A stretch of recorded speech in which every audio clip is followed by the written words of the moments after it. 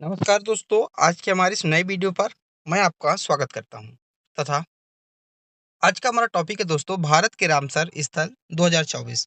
यानी में 2024 में रामसर स्थल भारत में कितने शामिल हुए तथा टोटल कुल कितने रामसर स्थल हैं भारत में तथा राज्य किस राज्य में सर्वाधिक हैं तथा ये रामसर स्थल किस नाम पर पड़ा, क्या हुआ, इसके पीछे की पूरी कहानी हम इस वीडियो में समझेंगे। तो बने रहिएगा हमारी वीडियो के साथ तथा साथ ही हमारे चैनल को सब्सक्राइब कर लीजिएगा और शेयर अपने दोस्तों में शेयर जरूर कीजिएगा। चलिए शुरू करते हैं। तो 2024 में जोड़े गए रामसर स्थल। तो 2024 में भारत में कुल 7 रामसर स्थल जोड़े गए हैं दोस्तों। कितने? 7 रामसर स्थल जोड़े गए हैं। पहले हम देखेंगे 7 रामसर स्थल कौन कौन से हैं। इसके बाद हम रामसर स्थल होता क्या है इसके बारे में आदि हम चर्चा को विस्तार से करेंगे। चलिए ठीक है।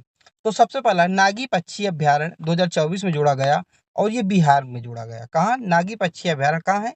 बिहार राज्य में है और ये 21वां यानी कि 81 है। 81 पक्षी 81 रामसर साइड है भारत की। ठीक है। इसके बाद दूसरा है नकटी पक्षी अभ्यारण्य, ये भी बिहार में है और ये 82 नंबर का है। ठीक है, ये समझ में आ गया। मैंने बताया आपको कि 2024 में भारत में 7 रामसर स्थल जोड़े गए, जिसमें से एक था नागी पक्षी अभ्यारण्य, दूसरा है नकटी पक्षी अभ्यारण्य। ये दोनों कहाँ हैं? ये दोनों बिहार राज्य में है। तीसरा आता है अकंस अंक समुद्र पक्षी संरक्षण रिजर्व। ये कहाँ है दोस्तों? ये कर्नाटक में है। तो 2 बिहार में जोड़े गए और ये 3 देखिए कर्नाटक में है। और दूसरा कर्नाटक का दूसरा कौन सा है? अगनासिनी मुहाना, ये ये भी कर्नाटक का है। और 5वां कौन सा है? नगदी केरे संरक्षण रिजर्व, ये कर्नाटक का तीसरा है। तो मैंने आपको बताया बिहार में 2 और ये कर्नाटक में 3, टोटल कितने हो गए? 5। अब बचे 2। तो तमिलनाडु में 2 जोड़े गए, कराईवेट्टी पक्षी अभ्यारण्य तथा लांगवुड 16 रिजर्व वन, ये 2 तमिलनाडु में जोड़े गए। तो सर्वाधिक जो है 2024 में कुल 7, भारत में कुल 7 पक्षी अभ्यारण्य जोड़े गए, जिसमें से 2 बिहार, 3 कर्नाटक और 2 तमिलनाडु में जोड़े गए। तब देखते हैं रामसर साइट होता क्या है। ठीक है, रामसर साइट क्या होता है? आर्द्र भूमि यानी कि इंग्लिश में कहते हैं वेटलैंड, एक ऐसी जगह है जहाँ जमीन पानी से ढकी होती है। तालाब, झील, नदी या डेल्टा, समुद्र का किनारा जो निचले इलाके बाढ़ से आच्छादित रहता है या जहाँ दलदली गीली मिट्टी पाई जाती है, उन जगहों को आर्द्र भूमि या वेटलैंड कहते हैं। तो यानी कि एक ऐसी जगह है, वेटलैंड का मतलब एक ऐसी जगह है जहाँ पे पानी जो है भरा रहता है, जमीन में पानी क्या भरा रहता है और चारों ओर आच्छादित रहता है, यानी कि पानी चारों ओर जमीन में रहता है, उसको क्या कहते हैं? आर्द्र भूमि। जैसे तालाब हो गया हमारा, झील हो गया, नदी का डेल्टा हो गया, या समुद्र का किनारा हो गया, ये ऐसे इनको क्या कहते हैं? आर्द्र भूमि कहा जाता है। तो आपको समझ गया, ऐसी जो जगह है इनको क्या किया जाता है? इनको संरक्षित किया जाता है, क्योंकि इससे बहुत जीव जंतु होते हैं, इनको मदद मिलती है, पाले जाते हैं। ठीक है। पृथ्वी पर ऐसे आर्द्र भूमि क्षेत्र जो जैव विविधता के लिए बहुत महत्वपूर्ण है, उन महत्वपूर्ण स्थलों को रामसर संधि के तहत रामसर स्थल के रूप में सूचित किया जाता है, ताकि उनका संरक्षण किया जा सके। तो देखिए रामसर इसका जगह कैसे पड़ा, नाम कैसे पड़ा? तो एक संधि हुई थी, उस संधि को कहा गया था रामसर संधि। ठीक है, रामसर संधि, रामसर संधि कहा गया था उसको। ठीक है, तो वहीं से नाम पड़ गया रामसर साइट। रामसर साइट या रामसर संधि इसको कहा जाता है। तो जितने भी आर्द्र भूमि वाले क्षेत्र हैं जहाँ पानी अधिकतर भरा रहता है, उनको ही क्या कहते हैं? आर्द्र भूमि कहते हैं, उनको ही वेटलैंड या रामसर कहते हैं। ठीक है। अब देखिए रामसर संधि, ये इंपॉर्टेंट है आप लोगों के लिए। ठीक है, रामसर संधि।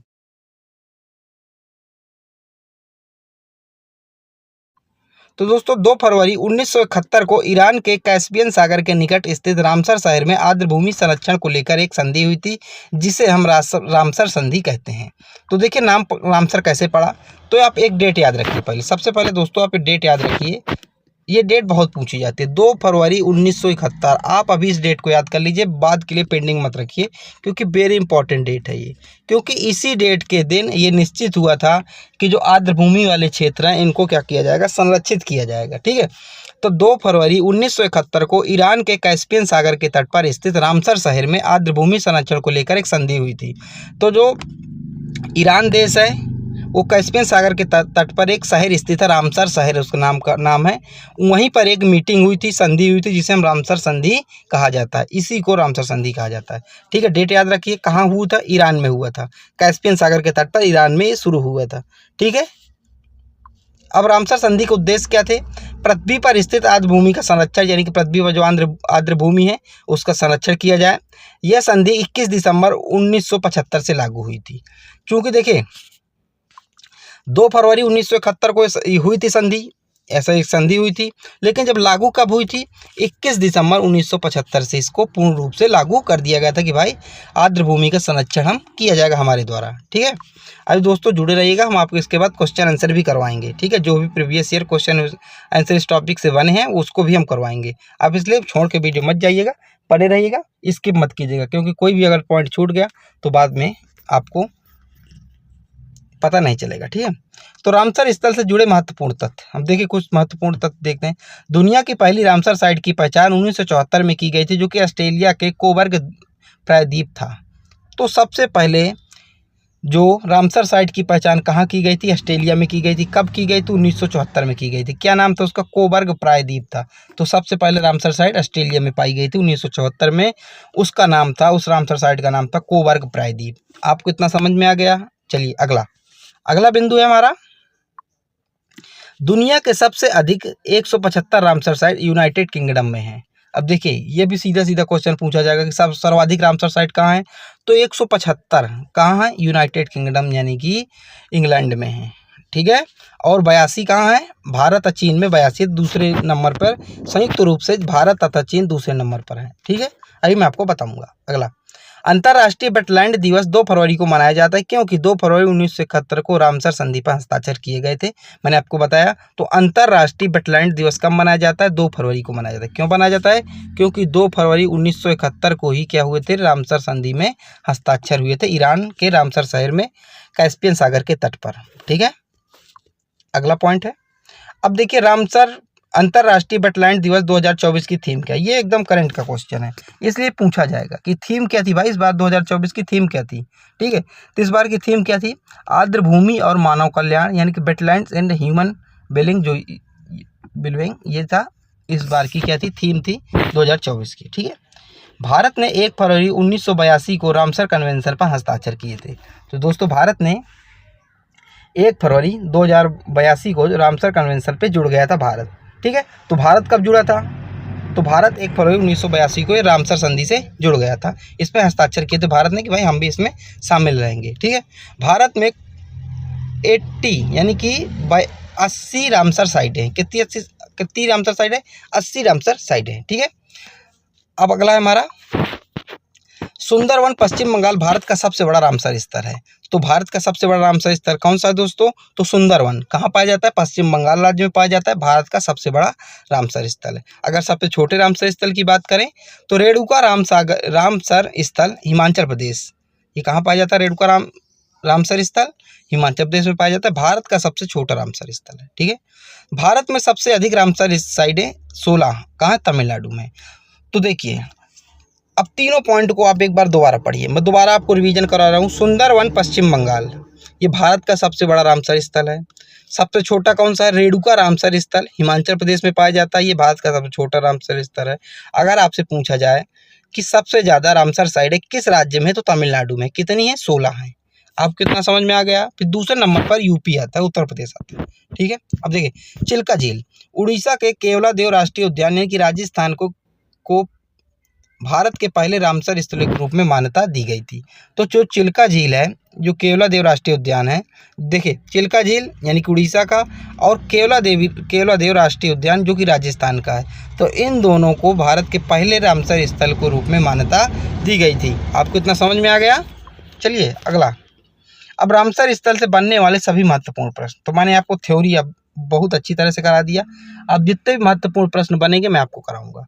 तो देखिए पहला है, अप्रैल 2024 तक भारत में कुल कितने रामसर स्थल हैं? तो कितने रामसर स्थल? 80 रामसर स्थल हैं। तो इसका सही उत्तर होगा ऑप्शन नंबर बी, 80 रामसर स्थल इसका सही उत्तर हो जाएगा। ठीक है, अगला है, आर्द्र भूमि हेतु प्रथम सम्मेलन कहाँ हुआ था?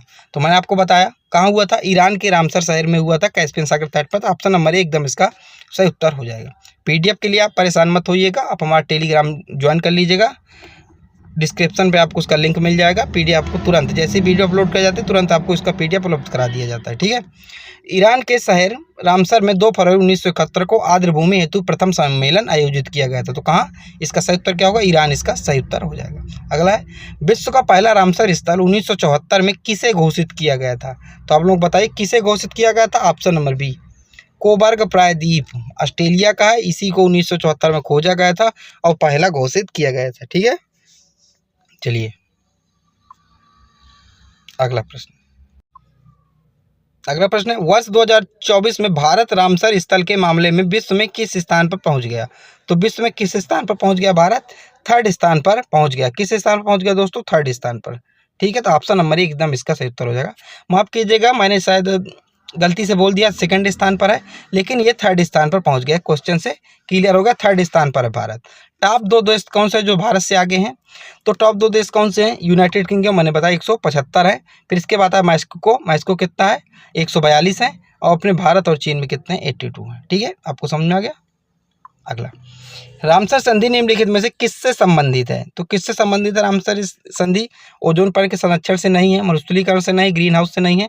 तो इसका सही उत्तर होगा ऑप्शन नंबर सी, आर्द्रभूमि के संरक्षण से संबंधित है। ठीक है।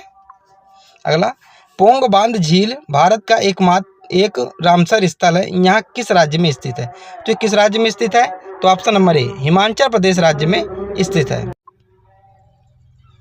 चलिए अगला प्रश्न है, विश्व का सबसे ऊंचा रामसर स्थल कौन सा है। तो इसका सही उत्तर होगा option number B. Option number B इसका सही उत्तर हो जाएगा, विश्व का सबसे ऊंचा इसमें स्थल। ठीक है। चोसो मोरेरी जो है विश्व का सबसे ऊंचा रामसर स्थल है। ठीक है।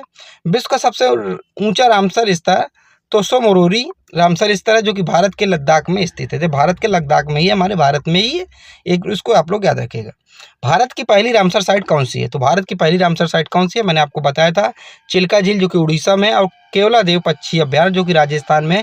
इनको पहले रामसर में शामिल किया गया था भारत में। ठीक है। और विश्व में ऑस्ट्रेलिया को शामिल किया गया था।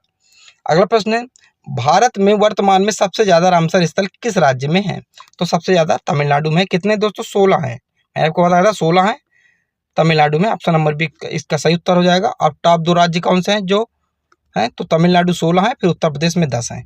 तो सबसे ज़्यादा तमिलनाडु में, इसके बाद उत्तर प्रदेश में आता है। ठीक है, इनकी संख्या याद रखिएगा। अगला है, भारत रामसर कन्वेंशन का हिस्सा कब बना था। तो कब बना था भारत, तो इसका सही उत्तर हो जाएगा 1 फरवरी 1982 को। ऑप्शन नंबर बी एकदम इसका सही उत्तर हो जाएगा। ठीक है, ऑप्शन नंबर बी एकदम इसका सही उत्तर होगा।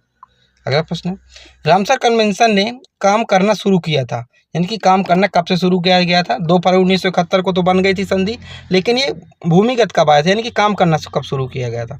तो ऑप्शन नंबर डी एकदम इसका सही उत्तर होगा, 21 दिसंबर 1975 से इसने काम करना शुरू किया गया था। ठीक है। अगला है, रामसर स्थल क्या है। तो क्या है रामसर स्थल, अंतर्राष्ट्रीय महत्व की स्मारक, ये गलत है। पर्वत, ये गलत है। ज्वालामुखी, ये गलत है। आर्द्रभूमि, तो इसका सही उत्तर होगा ऑप्शन नंबर सी, आर्द्रभूमि वाला एकदम इसका सही उत्तर हो जाएगा। तो आज का वीडियो का ये लास्ट क्वेश्चन था। आप लोगों को वीडियो कैसी लगी कमेंट में आप जरूर बताइएगा, और हमारे चैनल को सपोर्ट कीजिएगा, क्योंकि हम ऐसे ही आपके करंट अफेयर करवाएंगे। डेली एक करंट अफेयर हम लेकर आएंगे, तो चैनल को सब्सक्राइब कर लीजिएगा, दोस्तों में शेयर कर लीजिएगा। चलिए मिलते हैं अगले वीडियो पर, जब तक के लिए जय हिंद जय भारत।